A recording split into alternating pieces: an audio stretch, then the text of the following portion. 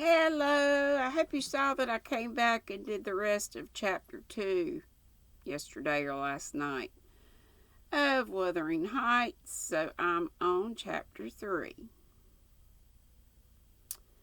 While leading the way upstairs, she recommended that I should hide the candle and not make a noise, for her master had an odd notion about the chamber she would put me in and never let anybody lodge there willingly. I asked the reason. She did not know, she answered. She had only lived there a year or two, and they had so many queer things going on she could not begin to be curious. Too stupefied to be curious myself, I fastened my door and glanced round for the bed. The whole furniture consisted of a chair, a clothes press, and a large oak case, with the squares cut out near the top resembling coach windows.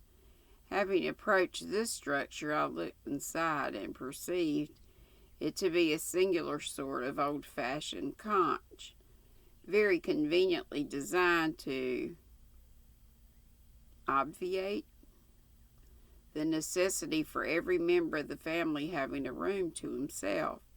In fact, it formed a little closet, and the ledge of a window which it enclosed served as a table. I slid back the paneled sides, got in with my light, pulled them together again, and felt secure against the vigilance of Heathcliff and everyone else.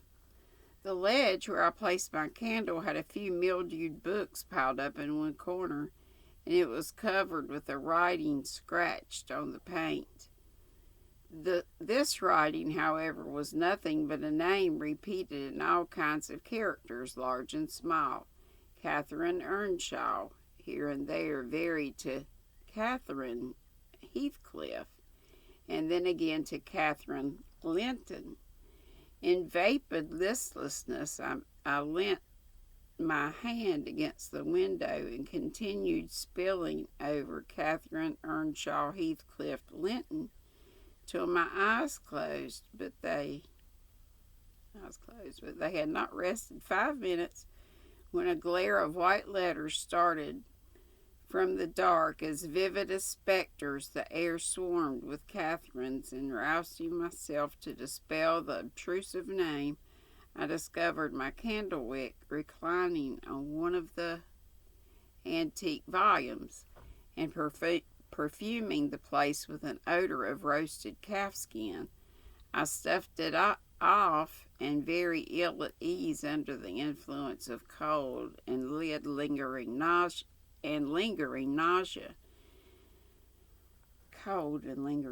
Set up and spread open the injured tome on my knee. It was a testament in lean type and smelling dreadfully musty.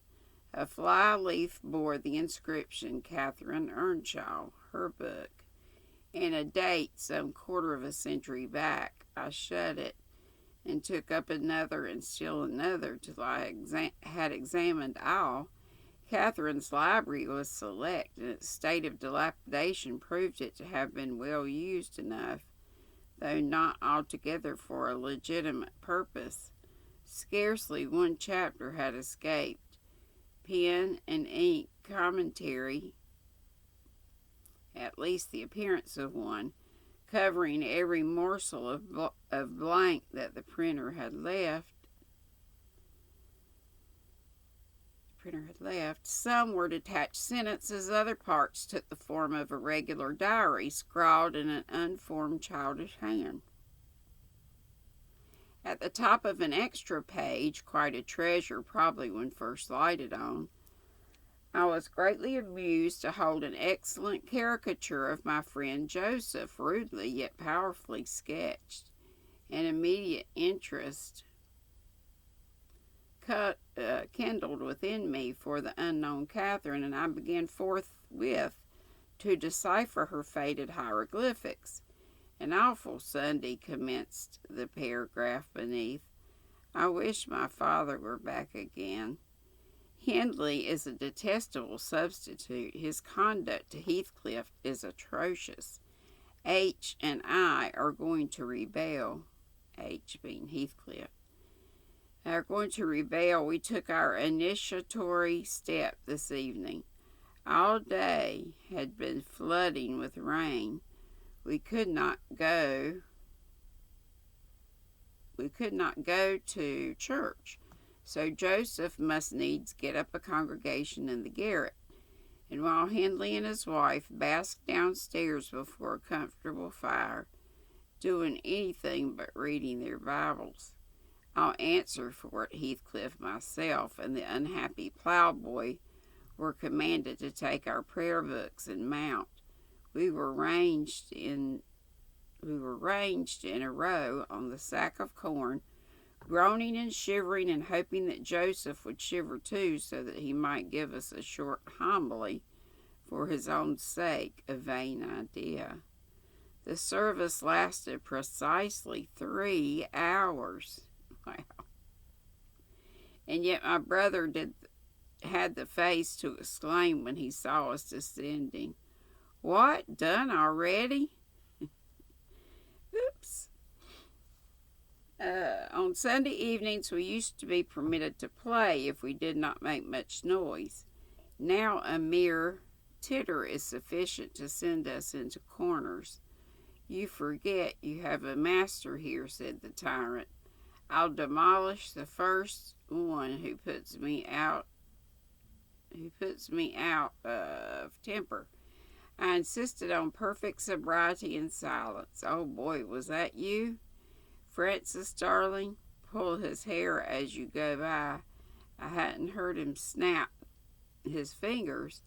Frances pulled his hair heartily, and then went and seated herself at her husband's knee, and herself on her husband's knee. And there they were, like two babies, kissing and talking nonsense by the hour. Foolish palaver that we should be ashamed of. We made ourselves as snug as our means allowed in the arch of the dresser. I had just fastened our pinafores together and hung them up for a curtain, when in comes Joseph on an errand from the stables. He tears down my handiwork, boxes my ears, and croaks, "To master no but just buried in Sabbath not o'er, and to sound of the gospel still in your lugs, and debar and you dar be lakin." Gosh, this is hard to read. "Shame on ye, sit ye down, ill childer. There's good books enough if you'll read 'em. Sit ye down and think o'er your sows." Saying this, he compelled us to square our positions that we might receive from the far-off fire a dull ray to show us the text of the lumber he thrust upon us. I could not bear the employment. I took my dingy volume by the scroop and hurled it into the dog kennel, vowing I hated a good book. Heathcliff kicked his to the same place, and there was a hubbub. "Master Hindley," shouted our chaplain, "Maester, come hither. Miss Cathy's riven the back off the helmet of salvation," and Heathcliff's paused his fit into first part of to brood way to destruction. "It's fair flaysome that you let him go on this gate. Eck, the old man would half laced him properly, but he's gone." Oh, it's so hard to read. Sorry. Hindley hurried up from his paradise on the heath and seized one of us by the collar and the other by the arm, hurled both into the back kitchen, where Joseph asseverated. "Old Nick would fetch us sure as we were living," and so comforted, we each sought a separate nook to await his advent. I reached this book and a pot of ink from a shelf, and pushed the house door ajar to give me light. I have got the time. I'll go away. And I have got the time on with writing for 20 minutes, but my companion is impatient and proposes that we should appropriate the dairy woman's cloak and have a scamper on the moors under its shelter. A pleasant suggestion, and then, if the surly old man come up, he may relieve his prophecy verified. We cannot be damper or colder in the rain than we are here. I suppose Catherine fulfilled her project, for the next sentence took up another subject. She waxed lachrymose. How little did I dream that Henley would ever make me cry so, she wrote. My head aches till I cannot keep it on the pillow, and I still can't give over. Poor Heathcliff, Henley calls him a vagabond and won't let him sit with us nor eat with us anymore, and he says he and I must not play together, and threatens to turn him out of the house if we break his orders. He has been blaming our father, how dare he, for treating H too liberally, and swears he will reduce him to his right page. And H again is Heathcliff. I began to nod drowsily over the dim page. My eye wandered from manuscript to print. I saw a red ornamented title, 70 times 7, and the first of the 71st. A pious discourse delivered by the Reverend Jabez Branderham in the chapel of Gimmerden, Sow. And while I was half conscious, worrying my brain to guess what Jabez Branderham would make of the subject, I sank back in bed and fell asleep. Alas for the effects of bad tea and bad temper. What else could be that made me pass such a terrible night? I don't remember another that I can at all compare with since I was capable of suffering. I began to dream almost before I ceased to be sensible of my locality. I thought it was morning, and I had set out on my way home with Joseph for a guide. The snow lay yards deep in the road, and as we floundered on, my companion wearied me with constant reproaches that I had not brought a pilgrim's staff, telling me I could never get into the house without one, and boasting. Let's see. Ooh, Lord, I'm about to sleep. And boasting, flourishing a heavy-headed cudgel, which I understood to be so denominated. For a moment I considered it absurd that I should need such a weapon to gain admittance into my own residence. Then a new idea flashed across me as I was not going there. We were journeying to hear the famous Jabez Branderham preach from the text 70 times 7, and either Joseph the preacher or I had committed the first of the 77, and were to be explicitly exposed and excommunicated. We came to the chapel. I paused. I have passed it really in my walks twice or thrice. It lies in a hollow between two hills, an elevated hollow near a swamp where peaty moisture is said to answer all the purposes of embalming on a few corpses deposited there.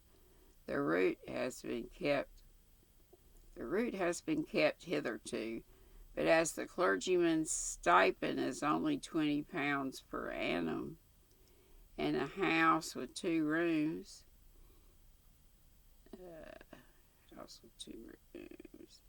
threatening speedily to determine into one, no clergyman will undertake the duties of pastor, especially as it is currently reported that his flock would rather let him starve than increase the living by 1 penny.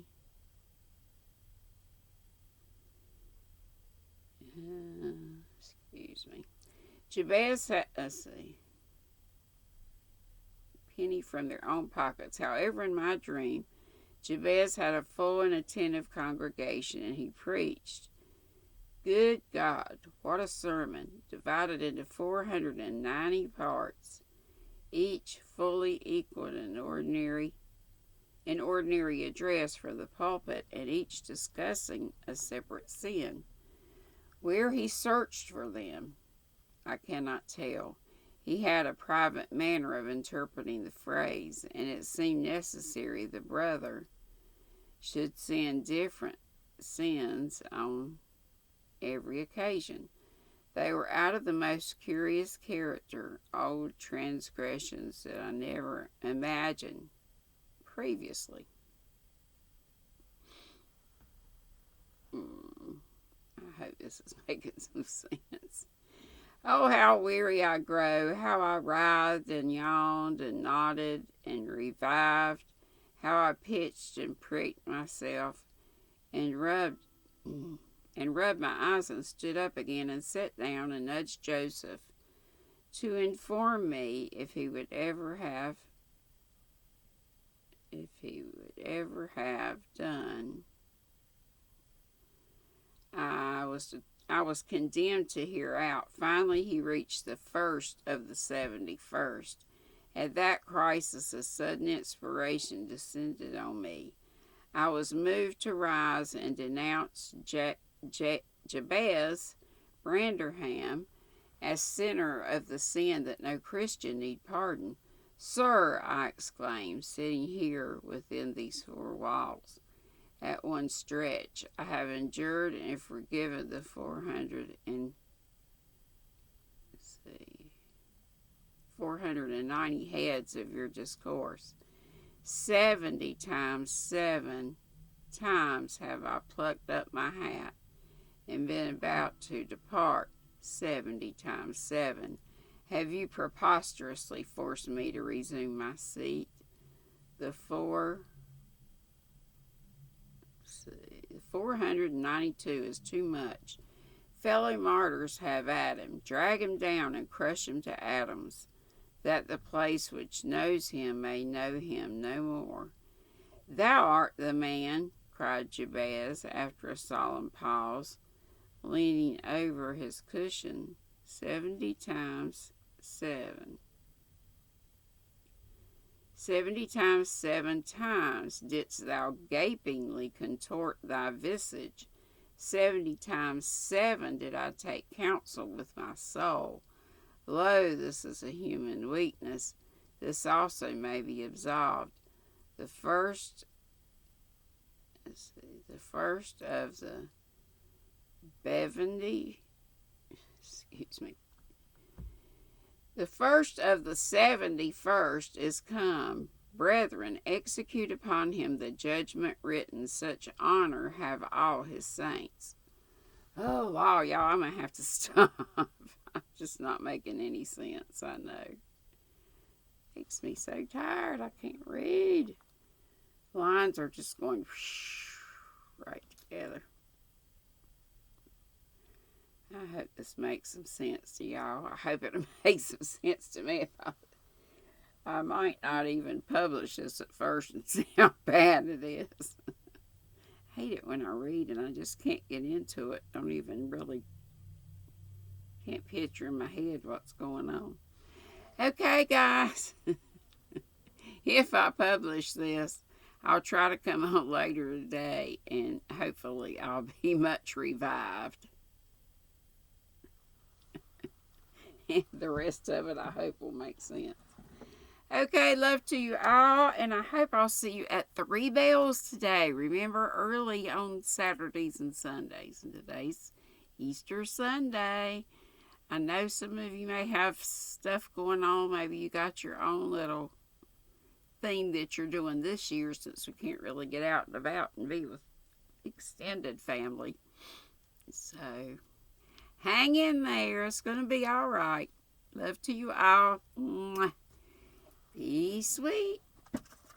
Don't be ugly. Bye-bye. Ugh. Is it just...